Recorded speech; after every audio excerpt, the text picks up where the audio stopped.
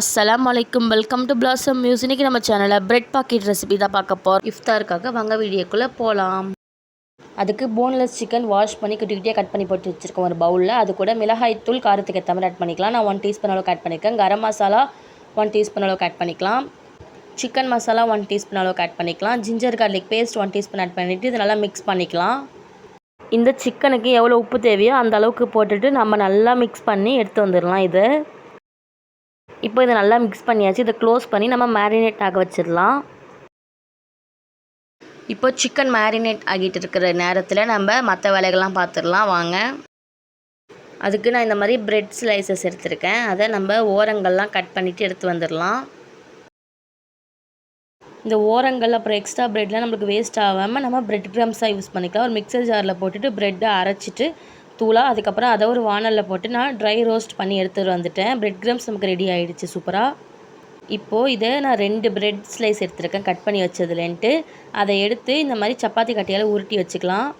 இப்போது ஒரு பவுலில் நான் முட்டை உடச்சி ஊற்றிருக்கேன். அதை நல்லா பீட் பண்ணிக்கலாம். இந்த ரெசிபி நோம்பப்போ இஃப்தாருக்காக பண்ணது. இப்போ தான் அப்லோட் பண்ணேன்.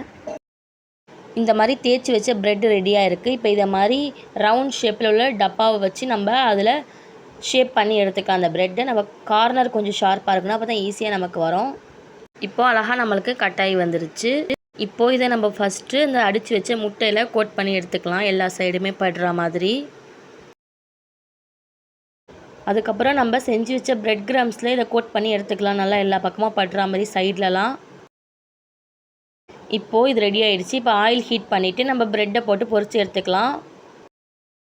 ஆயில் கொஞ்சம் ஹீட்டாக இருக்கும் நல்லாவே, இல்லைனா எண்ணெய் நல்லா குடிக்கும். இப்போ எல்லாத்தையும் பொரிச்சாச்சு, ரெடியாக இருக்குது. இந்த சைடில் நம்ம ஊற வச்ச சிக்கனையும் நான் எண்ணெய் ஊற்றி பொரித்து எடுத்து வந்துட்டேன். இப்போ இந்த சைடு என்னென்னா ஒரு பவுலில் அந்த பொரிச்ச சிக்கனை எடுத்து போட்டுட்டு குட்டி குட்டியாக பிச்சு போட்டு வச்சுருக்கேன். அது கூட நம்ம வீட்லேயே அரைச்ச மயனஸ் போட்டுட்டு கேரட் துருக்கி வச்சுருந்தேன், அதையும் போட்டுட்டு நல்லா மிக்ஸ் பண்ணிவிட்டு நம்ம செஞ்சு வச்சுருந்தா அந்த ப்ரெட்டை 2ஆக கட் பண்ணால் நம்மளுக்கு இந்த மாதிரி அழகாக ஓப்பன் ஆகும். அது உள்ளார நம்ம இந்த ஸ்டஃபிங்கை வச்சுக்கலாம். இப்போ எல்லாத்தையுமே அந்த மாதிரி வச்சு எடுத்து வந்தாச்சு. பாருங்கள் எவ்வளோ சூப்பராக ரெடியாகி வந்திருக்கு நம்மளோட ப்ரெட் பாக்கெட்ஸ். இந்த ஸ்டஃபிங்கோடு சாப்பிட்றதுக்கு சூப்பராக இருந்துச்சு. நான் இஃப்தாருக்காக செஞ்சுருந்தேன், சாப்பிட்றதுக்கு சூப்பராக இருந்துச்சு. இது வீட்டில் அரைச்ச மைனோஸ், இதை தொட்டு சாப்பிட்டா இன்னும் டேஸ்ட்டாக இருந்துச்சு சாப்பிட்றதுக்கு. நான் இதுக்காக மைனோஸ் கொஞ்சம் லிக்விடாகவே அரைச்சிக்கிட்டேன், ரொம்ப திக்காக அரைக்காமல்.